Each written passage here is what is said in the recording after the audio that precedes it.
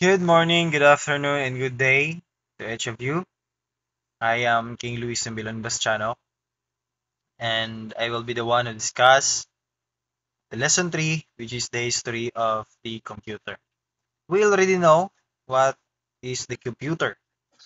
It is an electronic device that processes data to perform various tasks, and it has evolved over time from large room-sized machines to compact and high-speed devices. So, but first, why we need to study about the history of the computers? Basic. It's because we need to understand the evolution of computers, and therefore it helps us appreciate the technological advancement. And also, it provides insight into how modern computer or how modern computing developed. Now, but first, we have some activity, particularly about the crack the code.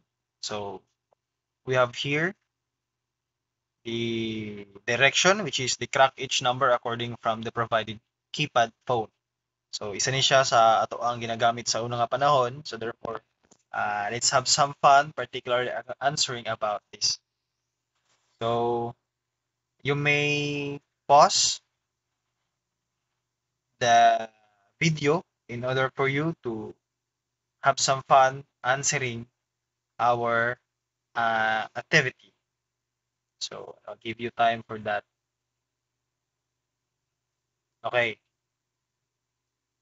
So para dili ta malangay, you can pause na lang for uh, answering or have some fun sa ato ang activity. Okay, let's proceed.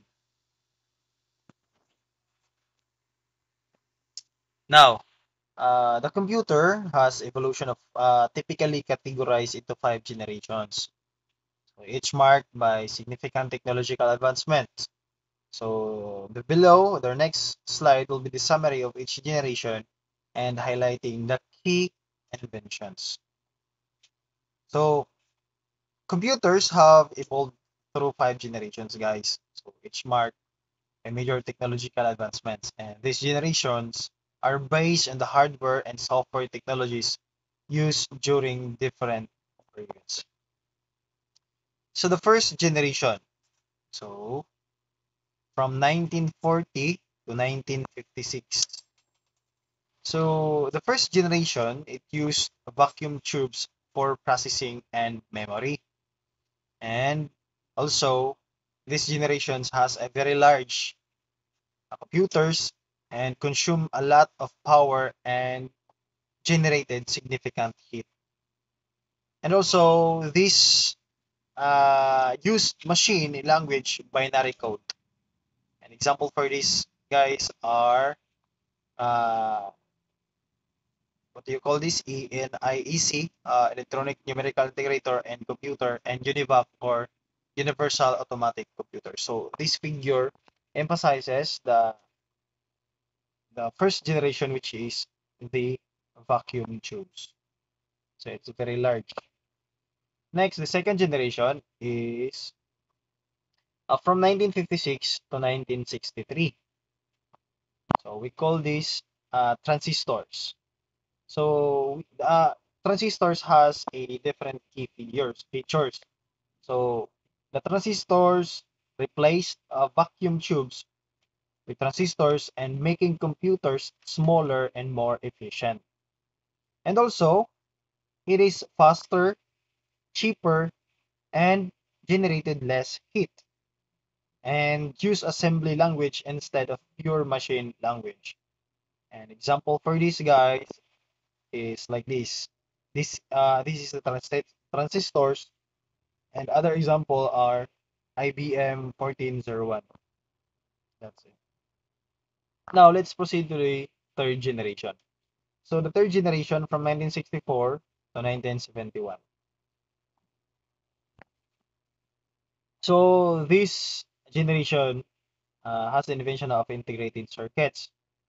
So integrated circuits used integrated circuits which combine multiple transistors into a single chip. So kung atong mahinumduman, ang evolution sa computer gikan sa dagko naman na kag gamay-gamay kagamay inabot na siya sa third generation, inabot na siya sa single chip. And also increase processing speed and efficiency.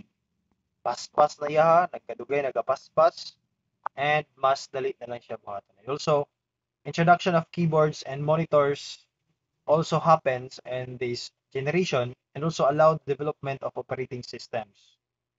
So the example for this, like this. So ano siya guys? Ikan sa kaganisa sa sa vacuum tubes, move to transistors, and now we have integrated circuits. Now let's move on to fourth generation, 1971 to present.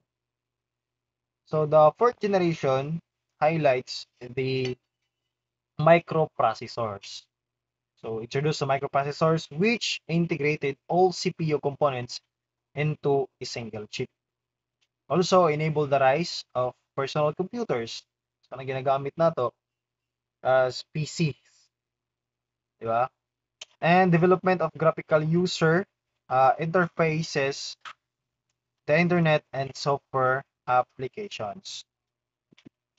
So example for these are the Intel 4004, Apple Macintosh, whatsoever, nga ato ang ginagamit as daily usage.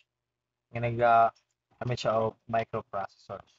And we have, this is the example guys of the microprocessors nga ginagamit nato. And we have the fifth generation, percent and beyond. So, sa siya nga mga inventions nga nadre, it highlights the artificial intelligence or AI, what we call AI. Okay, focuses on AI, machine learning, and quantum computing. Also uses neural networks to enable machines to learn and make decisions. So, kung ginagamit ka lang, for example, sa mga AI intelligent, we have we have ChatGPT, CC, and sa budara ang ginagamit nato nga mag-operate siya in its own. Also, development of voice recognition, robotics, and supercomputers. Example na guys, which is the AI-driven systems like IBM, Watson's, mga computers like Google's, or Sycamore. Now, if you're trying to differentiate between the five generation, so the first generation we have the vacuum tubes, the second transistors, third integrated circuits, fourth microprocessors, and we have the last but not the least the AI quantum computing or the IBM. So kung ato mabantayan guys, ang history sa computer, samtang nagkadugay, mas nagkagamay. Gikan sa dako siya large siya nga machines until karon nga mas hand carry nilang siya or mas gipagamay gid siya, mas gipagaan siya kumbaga. Mas nagkadugay, mas nagkakusog or mas nagkapaspas pod ang iyang gamit as sa atoa. Now, we are now at the conclusion, particularly sa atong discussion. So, computers, we all know that have evolved dramatically from room-sized machines to AI-powered systems, sumatong yung ganina. Nagikan siya sa dako nga machines until niabot siya sa AI-powered system. And each generation introduced innovations that improve speed, size, and efficiency. And the future of computing includes AI quantum computing and advancement in automation. So, that concludes our topic for this day, particularly the history of the computer. So, more itong bantayan, we have 5 generations na itong na-discuss, and I hope you find it interesting and you learn a lot from this lesson. And thank you guys, and the lesson 4 would be continue sa next reporter. Thank you and God bless.